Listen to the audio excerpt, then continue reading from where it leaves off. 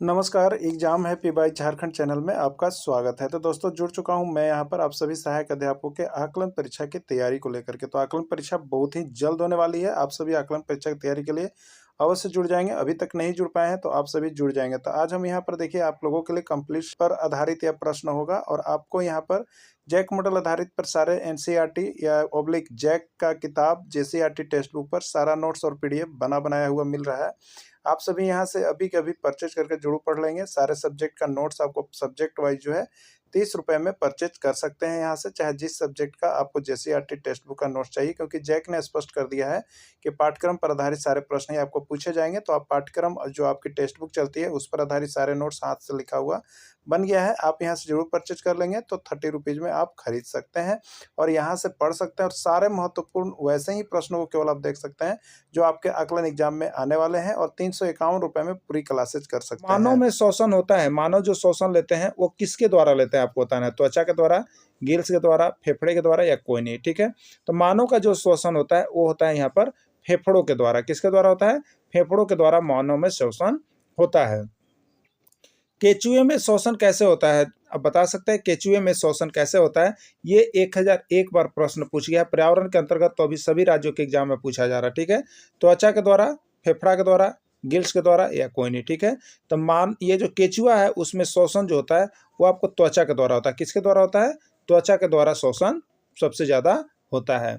मछली में शोषण अंग होता है। मछली में शोषण अंग कौन होता है? ये भी प्रश्न आपको 501 बार पूछ दिया गया है कि मछली में शोषण अंग कौन होता है? त्वचा, फेफड़ा, गिल्स या कोई नहीं। तो मछली में जो शोषण अंग होता है वो गिल्स होता है। ठीक है, जिसके द्वारा मछली जो होते हैं घुले हुए ऑक्सीजन को लेते रहते हैं और पानी के अंदर जिंदा रहते हैं। ठीक है, मेढक में शोषण अंग होता है। कौन कौन होता है? फेफड़ा होता है, त्वचा होता है, ए और बी दोनों होता है या कोई नहीं। ठीक है, तो देखिए मेढक में जो शोषण अंग होता है वो ए और बी दोनों यानी फेफड़ा और त्वचा दोनों होता है, क्योंकि मेढक जो उभयचर प्राणी है वो देखिएगा तो पानी में भी रहता है और स्थल पर भी आप देखते हैं दोनों जगह जिंदा रहता है। तो जब वो पानी में रहता है तो वो जो ऑक्सीजन है वो फेफड़ा के द्वारा लेता है और जब पानी में जब रहता है तो ऑक्सीजन जो है त्वचा के द्वारा लेता है। किसके द्वारा लेता है? त्वचा के द्वारा।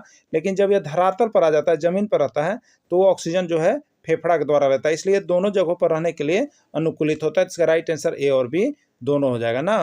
पत्तियों में गैसों का आदान प्रदान होता है। किसके द्वारा? फेफड़ों के द्वारा, तना के द्वारा, रंध्र के द्वारा या कोई नहीं। तो देखिए इसमें जो पत्तियों में गैसों का आदान प्रदान होता है वो रंध्र के द्वारा होता है। किसके द्वारा होता है? पत्तियों में रंध्र होते हैं जिसके द्वारा यहाँ पर गैसों का आदान प्रदान होता है। तो इस बालक का विकास किसका परिणाम है? वंशानुक्रम का, वातावरण का, वंशानुक्रम व वातावरण दोनों, या आर्थिक कारकों का। तो बालक का जो विकास होता है वह परिणाम होता है वंशानुक्रम का भी होता है और वातावरण का, यानी राइट आंसर सी होगा। वंशानुक्रम एवं वातावरण की अंतःक्रिया के फलस्वरूप बालक का विकास होता है।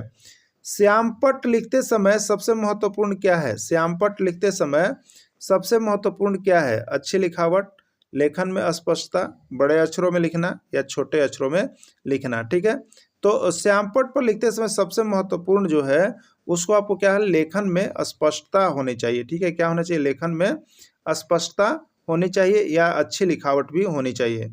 बच्चों में नैतिकता की स्थापना के लिए सर्वोत्तम मार्ग है उन्हें धार्मिक पुस्तक पढ़ाना, शिक्षक का आदर्श रूप में व्यवहार करना, उनका मूल्य शिक्षा पर मूल्यांकन करना, उन्हें प्रातःकालीन सभा में आदेश देना। ठीक है, तो बच्चों में नैतिकता स्थापना करने का सबसे सही मांग जो है शिक्षक का आदर्श रूप में व्यवहार करना। शिक्षक का जो व्यवहार होता है बच्चों के पटल पर सबसे ज्यादा चलते रहता है। ठीक है, चलिए म्यूट शब्द के अक्षरों से कौन सा शब्द नहीं बनेगा? ध्यान दीजिए, नहीं बनेगा, यानी यही लेटर सिर्फ उसमें यही लेटर सिर्फ होना चाहिए। म्यूट का जितना लेटर है वही से जो बनेगा शब्द वो लेना है। कौन नहीं बनेगा? यानी इसके अतिरिक्त भी कोई शब्द आएगा जो कि आपको म्यूट में नहीं है वो नहीं बनेगा। ठीक है, तो चलिए देखते हैं यहाँ पर 10 शुरू बार 10 लिखा हुआ, तो म्यूट में टी है, म्यूट में ई भी है, लेकिन एन कहीं नहीं है, इसलिए ये नहीं बनेगा। म्यूट शब्द के अक्षर से ये नहीं बनेगा। अब देखिए एम यू टी है, टी ई एम ये भी बनेगा और तुम ये भी बनेगा, बना ना।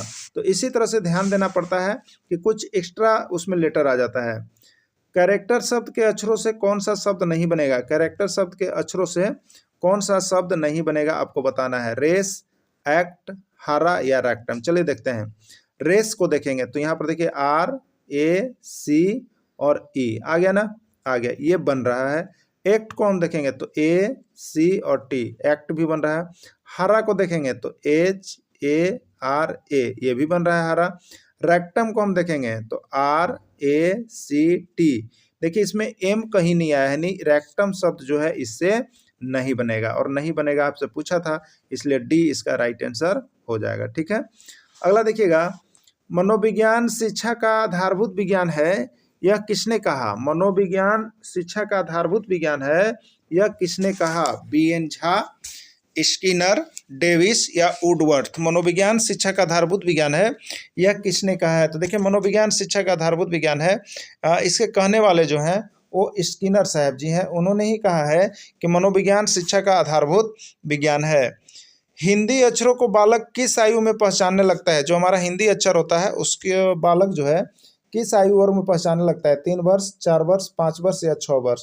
तो देखिए बच्चा जो होता है यहाँ 5 वर्ष की अवस्था में जो होता है हिंदी के अक्षरों को बहुत अच्छी तरह से जानने लगता है और उसको पहचानने लगता है। गर्भ में बालक को विकसित होने में कितना दिन लगता है? गर्भ में बालक को विकसित होने में कितना दिन लगता है? 150, 280, 390 या 460? ठीक है, देखिए हम आप सभी को जानते हैं कि शिशु का जो 100 शिशु का जो जन्म का समय होता है वो यहाँ 9 महीना माना जाता है। ठीक है, कितना माना जाता है? 9 महीना, 9 महीना या उससे कुछ ज़्यादा भी चला जाता है। ठीक है, लेकिन मिनिमम जो होता है वो 9 महीना होता है। अब बताइए तो 9 महीना में जो आप यहाँ पर महीना नहीं दिया गया है, यहाँ पर दिन दिया गया है, तो 9 महीना में लगभग कितने होंगे? तो आप यहाँ पर कर सकते हैं, 31 का एवरेज लेते हैं हम, तो 270 दिन ना, 30 का एवरेज लेंगे तो 9 महीना में 30 9 270 दिन हो गया, यानी 270 से ऊपर जा सकता है। ठीक है, और खूब आ सकता है 270 से ऊपर हम चल सकते हैं, या 270 से 10-20 नीचे भी आ सकता है, यानी इसका आंसर जो होना चाहिए वो 260 से लेकर के 280 के बीच में जा सकता है। तो यहाँ पर देखिए एक में है 150, ये तो होगा कभी नहीं, 390 ये भी नहीं होगा, 460 ये भी नहीं होगा, यानी अप्रोक्स जो यहाँ पर आ रहा है एक ऑप्शन आपका 280 वही राइट आंसर होगा, 280 दिन। कलेजे पर पत्थर रखना मुहावरा का अर्थ है आपा खोना, पागल हो जाना, विश्वास से काम नहीं करना, सब्र करना। देखिए बहुत सा काम ऐसा होता है जिसको आप कलेजे पर पत्थर रखते हैं, यानी कोई आपके बगलगीर या कोई आपके अति ऐसा काम कर देता है जो आपको एकदम अच्छा नहीं लगता, लेकिन उस समय आप कहते हैं रूह कभी कलेजा पर पत्थर रख रहे हैं, मतलब सब्र करके आप रह जाते हैं और उसके बाद उसका बदला लेते हैं। तो कलेजे पर पत्थर रखना मतलब यहाँ पर होता है सब्र करना। ठीक है, क्या होता है? सब्र करना। कान पर जू न रेंगना, कान पर जू न रेंगना मुहावरा का क्या अर्थ है? पागल बना देना, होशियार होना, समझने का कोई प्रभाव नहीं पड़ना, या सब्र करना। ठीक है, कान पर जू रेंगने का मतलब यहाँ पर हो जाता है समझाने का कोई प्रभाव नहीं पड़ना। आप एक बच्चा को बार बार समझा रहे कि गलत काम है मत करो, लेकिन वो बच्चा वही काम करता है, तो आप कहते हैं इसके कान पर जू तक नहीं रेंग रहा है, मतलब हमारे समझाने का कोई प्रभाव ही इसके ऊपर नहीं पड़ रहा है।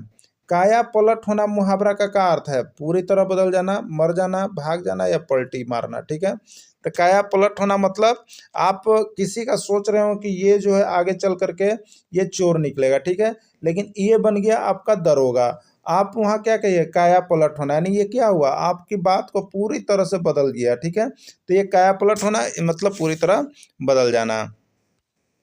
इसमें कौन लीप वर्ष नहीं है? आपको बताना है इसमें कौन लीप वर्ष नहीं है। 2020, 2012, 2002 या 2004। ठीक है, ध्यान दीजिएगा, लीप वर्ष होने के लिए जो ईसवी सन है ना, जो ईसवी सन है उसमें आप 4 से भाग लगा लीजिएगा। ठीक है, 4 से भाग लगाइएगा, तो अगर वो पूरा पूरी कट गया तो वो लीप वर्ष है, और नहीं कटा तो वो नॉन लीप ईयर है। ठीक है, तो अब देखिए कौन लीप वर्ष नहीं आपसे पूछा है, तो जो 4 से कटेगा वो लीप वर्ष है। तो अब 4 से काटने के लिए क्या करेंगे हम? 2020 में 4 से ऐसे भाग लगाएंगे? नहीं, 4 का नियम होता है कि अंतिम 2 संख्या यानी दहाई तक वाला संख्या केवल देखिए, अगर वो 4 से कट जा रहा है तो वो कट जाएगा। ठीक है, तो दहाई तक वाली संख्या को आप लोग देख लीजिए, तो इकाई और दहाई ये 20 4 से कटता है कि नहीं? तो 4 × 20 कट गया, तो ये क्या चीज़ हो गया? ये लीप वर्ष हो गया। ये कौन सा वर्ष हो गया? लीप वर्ष। 12 4 से कटता है कि नहीं? 4 × 12 ये भी कट गया, तो ये लीप वर्ष हो गया। ठीक है, और 2 कटेगा कि ना? नहीं कटेगा, ये नहीं कटेगा, तो यही हो गया लीप वर्ष नहीं है। तो ये 2002 जो है लीप वर्ष नहीं है, 4 भी कट जाएगा एक बार में। ठीक है, चलिए अगला देखिएगा, इसमें कौन लीप वर्ष है? इसमें कौन लीप वर्ष है? तो लीप और नॉन लीप पहचानने के लिए 4 से भाग देते हैं, जिसमें 4 से भाग लग गया लीप वर्ष, जिसमें 4 से भाग नहीं लगा, यहाँ पर क्या करेंगे, नॉन लीप वर्ष। और उसके लिए क्या बताएं आपको, सिर्फ 2 लेटर देखिएगा, इकाई दहाई वाला, उसमें भाग दीजिएगा। तो यहाँ पर 1 है, 1 में 4 से भाग लगेगा, नहीं लगा, इसलिए ये क्या है, नॉन लीप। ये क्या है, नॉन लीप ईयर है। 16 में 4 से भाग लगेगा ना, 4 चौके 16, ये भाग लग गया, इसलिए लीप है। 13 में नहीं लगेगा, इसलिए नॉन लीप है। या सभी, तो सभी तो होगा नहीं, तो आपसे पूछा है लीप, लीप मतलब 4 से कटने वाला, तो 2016, 16 कट गया, तो यही हो जाएगा राइट आंसर इसका। तो इस तरह से देखिए हम आपको यहाँ पर सारे एनसीईआरटी का नोट और जैक मॉडल पाठ्यक्रम पर आधारित सारे प्रश्नों का नोट्स यहाँ पर डेली दे रहे हैं, इसलिए आप वीडियो देखने के बाद तुरंत यहाँ से सारे नोट्स और पीडीएफ परचेज कर लें। और एक बार यदि आप पढ़ लेते हैं तो 101% सफलता आपको कदम चुपेगी। चाहे आप यहाँ पर आकलन परीक्षा की तैयारी कर रहे हैं, चाहे जेटेट की तैयारी कर रहे हैं, या और कोनो एग्जाम की तैयारी कर रहे हैं, तो सभी को यहाँ पर जुड़ करके आप लोग देख लीजिएगा। वीडियो के अंत तक जुड़े रहें, इसके लिए आप सभी को बहुत बहुत धन्यवाद।